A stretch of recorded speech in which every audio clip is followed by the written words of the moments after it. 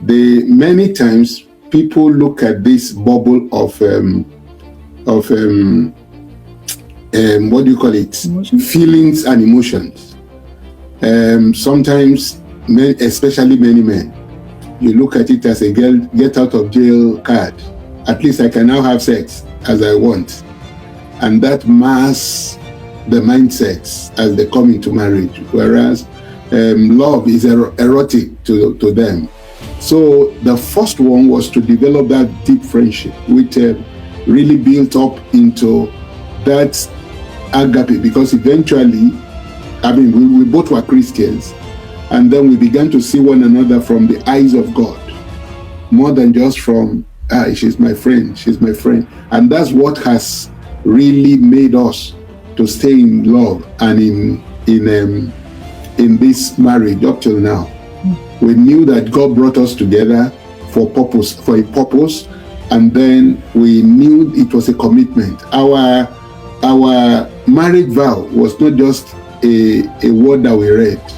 We look at it as a commitment, a covenant that cannot be broken. And so when troublous times came, which came, definitely, we had to look for a way of circumventing it so that we can be able to pass that blockade. Every time it comes, we look for a way to go by it, because we know that there's a third, in fact, first person in this relationship that's binding us together. What drives you? What makes my husband wake up in the morning? What makes me wake up in the morning? That purpose needs to pull us together and pull us forward. Without that purpose, that's why you spoke about irreconcilable differences. That's why we speak about people suddenly discovering that they don't have shared values. Sometimes even Christians don't have shared values.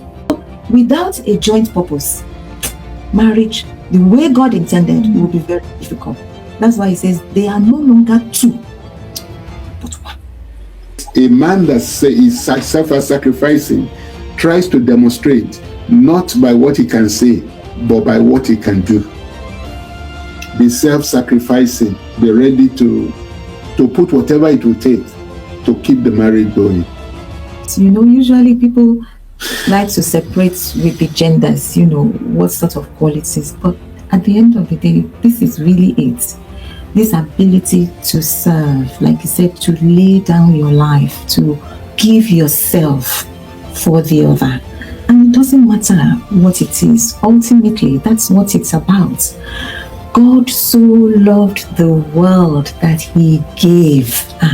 So there's a depth to love that causes you to give yourself. Whether that is in sex, you give yourself. Whether that, because he too is giving himself to you.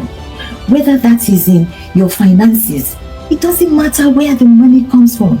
We give it together to serve a common purpose. It doesn't matter. It's our house, our money, our car, our family. It's not, your mother is taking more money. She's our mother. Together we look at the budget. What should go to what? Who needs what? If there's by the way we carried ourselves, by the way we talked to them, they know there are things that are no-go area. Don't interfere in this matter. This is my home. And you have to drop those subtle hints. And people understand that, look, you can't just talk into this marriage anyhow. And if somebody ever tried, I don't think anybody, not my mom, not my siblings, not my wife, my sister or my brothers ever did. Because before we got married, they know me. They know that you don't just go beyond what you can't handle. We came from polygamous families. There were challenges, but they did not try to interfere in our union. If anybody tried, if they tried, they would have found the same response. No, you don't cross these boundaries.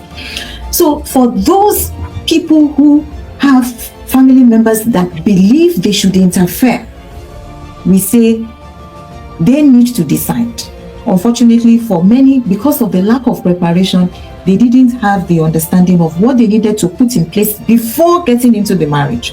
When you now get into the marriage, sometimes it's very hard, very, very difficult. But we will say this: the principle that makes a union work is that a man, a woman must leave his father or mother to be able to cleave to your wife. If you don't leave, you cannot cleave. So when we are trying to figure out solutions, the truth is that some of us, emotionally, mentally, financially, or in different ways, we are still in our families. So we cannot cleave because the unity is being threatened by all these links that we have outside of the family. When we say leave father and mother, many people usually have an idea of a physical leaving. But actually, the truth is that we need self-awareness. What were the things that happened in my family of origin that has made me who I am now? In the way I think, in the way I reason, in the way I talk, in the way I believe. What are those things that have informed who I am now? And guess what? You can come into marriage and be so protective. You want to protect yourself, protect your financial empire, and therefore you cannot really cleave. So the point I'm making is, what is it that from your families of origin have defined your thoughts, your belief system, your relationships, the way you do life, that will not allow you to cleave? Self-awareness means work on those things, whether through counseling, through reading, whatever. But don't think you will have the kind of union that you really want if they are not properly dealt with. It's emotional maturity or intelligence to handle issues. Because like I love the way mommy gave a balance. So we're not telling you leave your parents, don't take care of them. That's not, so we need to put a disclaimer here. That's not what we're trying to say. I'm not saying leave your parents, care for them, but also accept the fact that there is somebody now in your life that is number one, if I should put it that way, that this person takes priority. Because if you love them so much, sure you would have married them now, but they can't fit into that role.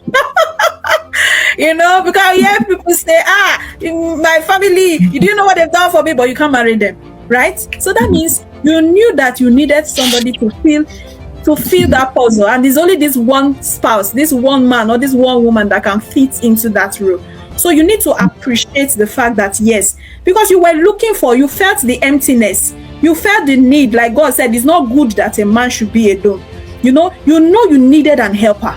So you were looking for, and you finally got one. So you don't now marry that person and make the person feel as if my people are more special than, Show love the way God shows it, but don't go beyond to sell your sanctity. I shouldn't look for anything so big. I shouldn't be ready to give my body into sex or any other thing just because it's Valentine Day. The issue is, what can I give that will not cost me to be against God? Am I speaking? Yes, sir. So that's the way I see it. It's a good thing. It's not a bad thing to celebrate love, and we need to celebrate love. But how we celebrate it is the issue. Don't give your body in a useless way that you will regret later.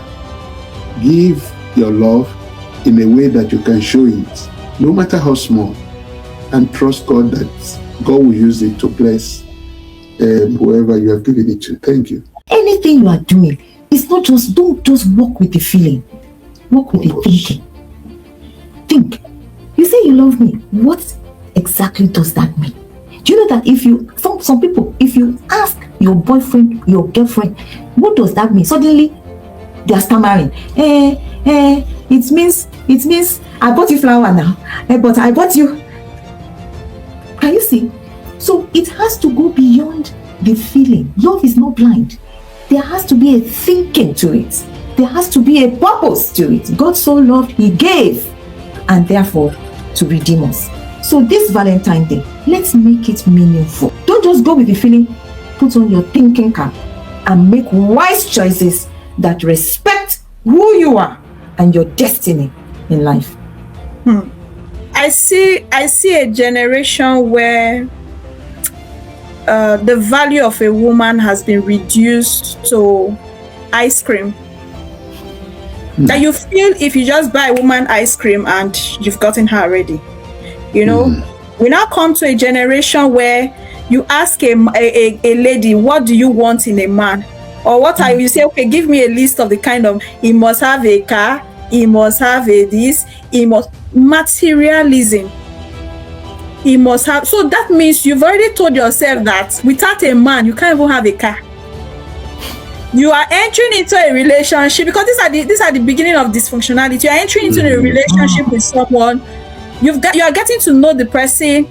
You're not just quite long. The next thing is, I want to make my hair. Give me money to make my hair. So if you didn't meet that person, you can't make your hair.